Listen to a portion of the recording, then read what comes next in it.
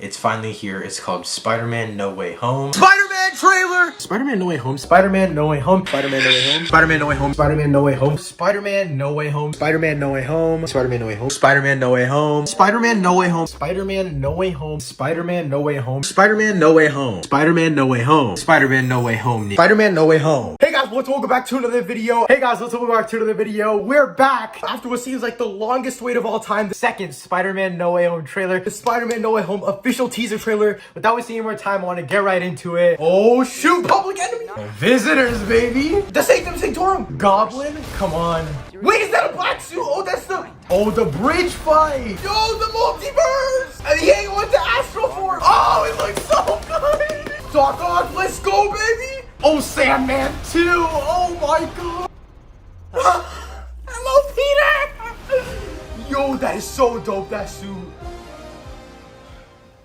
Hey guys, welcome back to the video. This is my final video before Spider-Man No Way Home, and I am so excited to talk about it. In this video, I'm gonna be going over some of my expectations, some of my predictions just for the movie overall, and nevertheless, whatever I say in this video, if it doesn't happen, it doesn't happen. I'm still gonna be excited for this movie. I'm going in expecting a good Spider-Man movie, a good Peter Parker movie. If none of the leaks and none of the rumors are true, then I'm fine with it. I don't really care. I'm just gonna enjoy the movie for what it is. That doesn't mean that if it's not good, I'm not gonna hate on the movie, because obviously if it's not good, I'll be giving my honest thoughts. Nevertheless, I'm so excited to talk about Spider-Man No Way Home today. This is gonna be my last theory / leak / predictions video, and it's been a long journey. As you guys saw in the intro of this video, I've been making Spider-Man No Way Home videos for a while now. I started making movie content on the channel back in January, and Spider-Man No Way Home has been a really big part of my Marvel side of content that's not movie reviews and stuff like that. And I've always been so excited for this movie, and it's finally coming to somewhat of a close this weekend with Spider-Man No Way Home. Again, I'm doing a Spider Weekend type of thing where this Thursday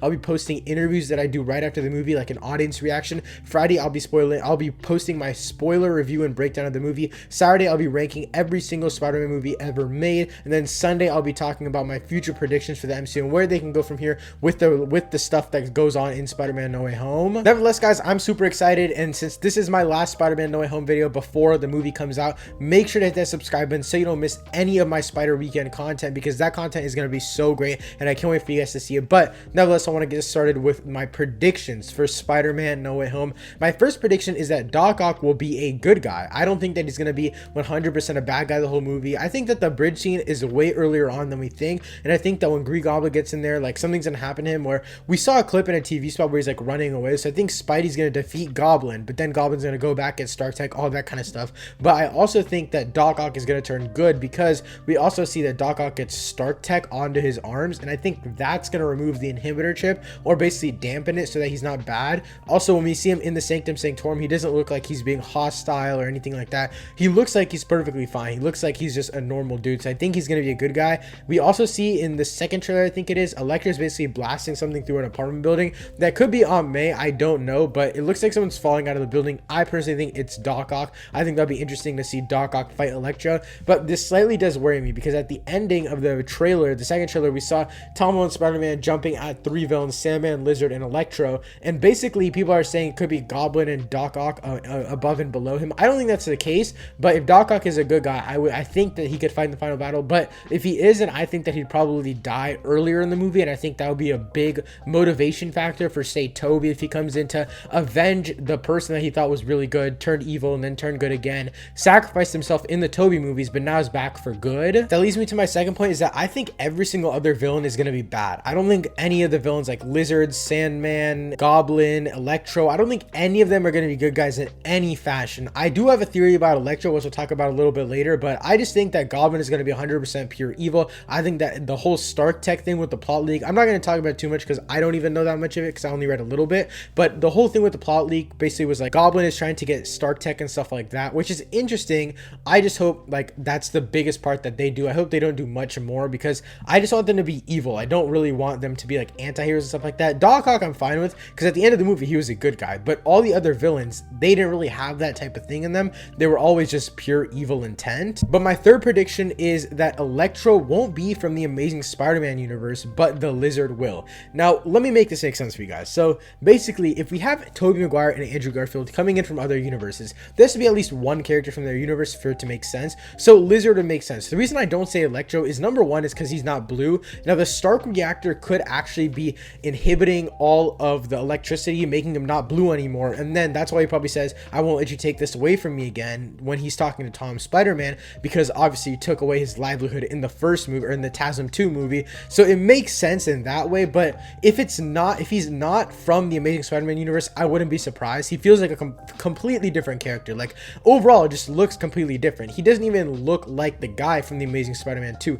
He doesn't even look like the nerd dude. Like, obviously, maybe it could be a variant. That's what I'm thinking is, and he wouldn't be from the Amazing Spider-Man universe.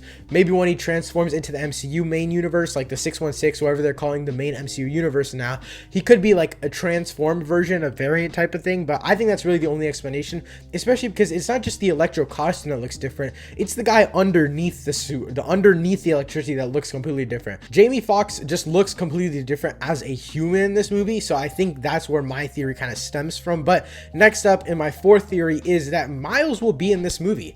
I think that it's very interesting that they introduced Miles' his uncle in the first movie, and I think it's super interesting because they showed feast trucks in the behind the scenes footage and stuff like that for this movie. We have behind the scenes photos showing feast trucks and stuff like that. So I think that's very interesting because I feel like it wouldn't be there unless Miles was there or someone regarding Feast was there. And obviously we saw Feast in Far From Home when Aunt May was getting the check from Spider-Man from Stark Tech and stuff like that. But I don't know, as a whole, it just feels like it's fitting to see Miles in this one, especially with the game Miles Morales being such a hit last year, and also just Miles being such an interesting character.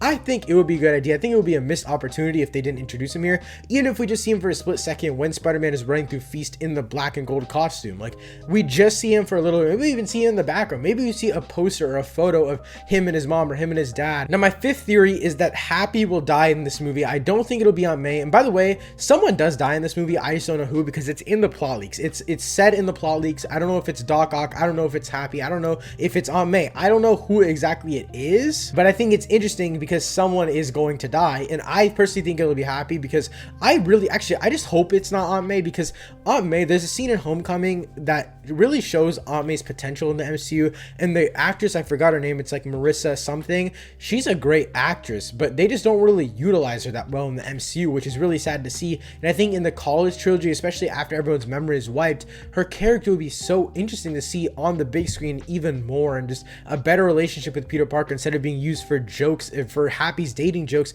in Far From Home. And also it would make sense because maybe she would be distanced from Stark Tech or the whole Stark thing since Happy died. I would love to see Happy die because he's the only one out of the entire Spider-Man cast and like side characters and all that I feel like I'm connecting to their relationship. I've connected to Peter and Happy's relationship, even MJ and Peter. It just started last movie, so it's not that interesting to me. My next theory is that Venom will be in the first post-credit scene for the movie. Now, we already know what the second post-credit scene is. I'm not going to tell you guys because it just got leaked on Twitter. I didn't get to watch it or see it or anything. We just know what it is, like what the content is. Also, spoilers for Venom 2's post-credit scene, but we see that Venom transfers to a completely different universe, and I think that it wouldn't make sense if they don't show it somewhere in this movie. I don't think he'll actually be in the movie. Maybe we get some like shots of everyone in like different rooms seeing it on the news, and then Venom and Eddie are in one of those shots, but even then, that wouldn't be really interesting. It wouldn't progress any story. So if they do it in the first post-credit scene, there's actually a small chance to push it forward. There's actually a small chance to be able to push somewhat of a story forward while still closing the main one. But with that being said, I do think this movie will have a massive cliffhanger, and that is my seventh theory, is that this movie will be a massive cliffhanger, bigger than Infinity War, bigger than any other movie you can think of. I think this movie will basically end, but way before it should, because it's going to lead directly into Multiverse of Madness. Hey guys, I quickly wanted to interrupt. I'm currently editing this video, and we just got a massive rumor that came out that basically the ending of No Way Home is going to be the introduction for Multiverse of Madness, which makes sense when we're talking about what the post-credit scene is going to be for No Way Home, which again, I don't want to spoil. I'll be putting at the very bottom of the description if you do want to see what it is. And I'm actually really excited to see this because no Marvel movie has ever done this before, starting off right where the last one ended, because even Endgame had a slight jump, but it seems like the exact outro for No Way Home is going to be the exact intro for Multiverse of Madness. But yeah, that's basically what I came in here to interrupt about because I thought that was pretty interesting, but back to the video. We literally see Doctor Strange saying, "I can't hold them in any longer. They're starting to come through, and I can't stop them."